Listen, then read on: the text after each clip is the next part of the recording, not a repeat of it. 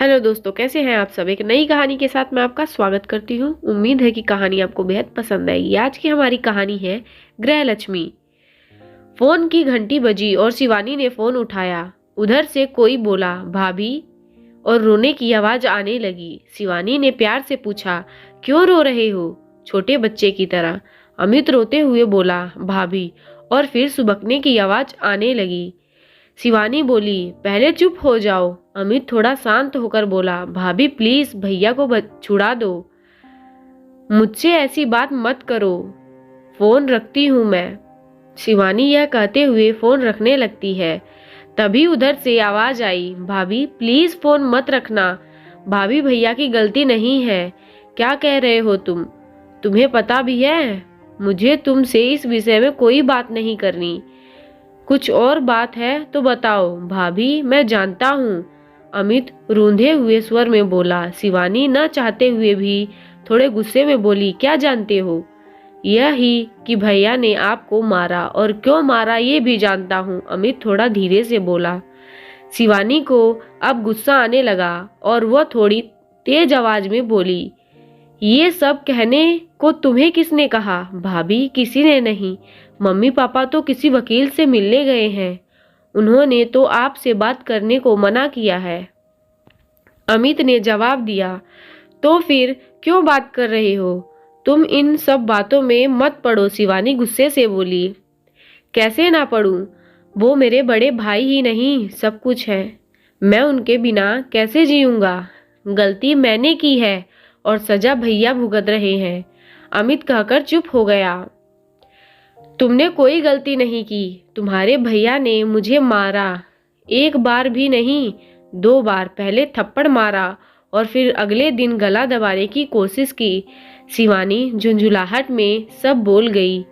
अमित भी चीख कर बोला, माँ ने कहा था कि उससे सच जान लो। उसने अमित की स्कूल की यूनिफॉर्म की टाई और बेल्ट क्यों छुपाई थी। वो भैया को बार बार फोन करके परेशान किए जा रही थी। भैया ने बताया कि आपने ऐसा कुछ नहीं किया। उन्होंने कहा आप झूठ बोल रही हो, आप चाहती ही नहीं कि मैं पढ़ सकूं। बस भैया को गुस्सा आ गया। मैंने सोचा भैया जब शांत हो जाएंगे तो सब सच बता दूंगा। तुम क्या कह रहे हो, तुम्हें पता भी है। शिवानी हैरान होकर बोली। अमित धीरे से बोला, हाँ भाभी, मैं जानता हूँ मैं क्या बोल रहा हूँ। 24 जनवरी सुबह 5 बजे आप दोनों बेंगलुरु के लिए निकले थे। मुझे लगा था कि उस दिन मैं स्कूल की छुट्टी कर लूंगा, पर मम्मी पापा बोले, नहीं कोई छुट्टी नहीं है, स्कूल जाओ। स्कूल में मेरा टेस्ट था और मैंने याद नहीं किया था। मम्मी पापा को पता था कि बुधवार को स्कूल की यूनिफॉर्म की चेकिंग होती है, इसलिए मैंने बेल्ट और टाई जल्दी से बेड के नीचे डाल दी और उनके साथ ढूंढने में लग गया।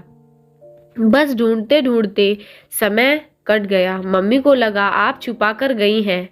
उन्हें तभी भैया को फोन लगाकर गुस्से में आपके लिए बहुत कुछ कहा और साथ में ये भी कह दिया कि आप चाहती ही नहीं मैं पढ़ूं। मुझे यह नहीं पता था यह बात इतनी बड़ी हो जाएगी। सॉरी भाभी, शिवानी ने दर्द भरी आवाज में कहा। तुमने यह बात अपने भैया को क्यों नहीं बताई। मैंने भैया को फोन किया था, पर भैया ने कहा मैं बाद में बात करूंगा। मैं डर भी गया था। प्लीज भाभी, मेरे भैया को जेल से निकलवा दो, उनकी जिंदगी खराब हो जाएगी। उन्होंने बहुत मेहनत की है, तब जाकर इतनी अच्छी नौकरी मिली है। भाभी प्लीज मेरी खातिर। ये कहकर अमित जोर जोर से रोने लगा। शिवानी बोली, चुप हो जाओ, मैं तुम्हारे भैया को जेल से निकाल दूंगी, पर तुम प्रॉमिस करो कि तुम हमारी इन बातों के बारे में कभी किसी को नहीं बताओगे, अपने भैया तक को नहीं। आज के बाद मुझसे बात भी नहीं करोगे। शिवानी ने फोन रख दिया। फोन रखकर वो फूट फूट कर रोने लगी। थोड़ी देर बाद चुप हो गई और कंप्लेन वापस कैसे लेनी है सोचने लगी, क्योंकि पापा ने ही वहां से थाने में फोन किया था और पुलिस रात को आकर पकड़कर ले गई थी। तभी दरवाजे की बेल बजती है। वह दरवाजे के पिप होल से देखकर दरवाजा खोल देती है और दरवाजा खोलते ही अपने पापा के गले लगकर खूब रोती है। उसके पापा की भी आंखें नम हो जाती हैं। फिर उसके बाद पापा उसे चुप करवाते हैं और उसे कहते हैं, तैयार हो जाओ, थाने जाना है, FIR लिखवानी है। रात को सिर्फ तुम्हारे प्रोटेक्शन के लिए पुलिस उसे ले गई थी। शिवानी पहले अपने पापा को पानी देती है और फिर चाय बनाकर लाती है। पापा कहते हैं, चाय क्यों बनाई? शिवानी कहती है, पापा पहले मुझे आपसे कुछ बात करनी है।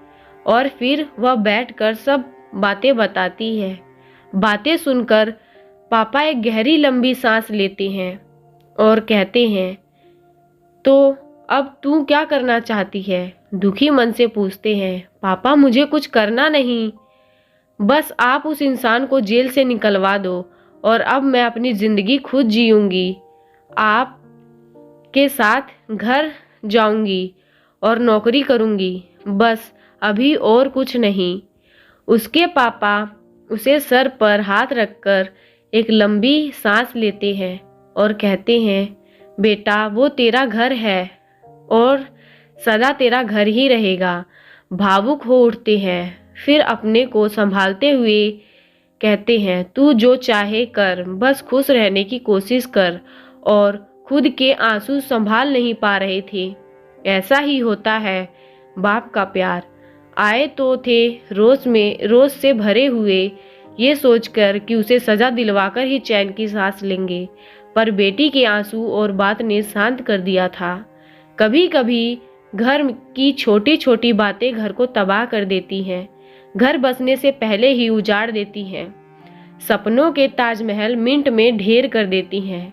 मेरी बेटी का क्या कसूर था?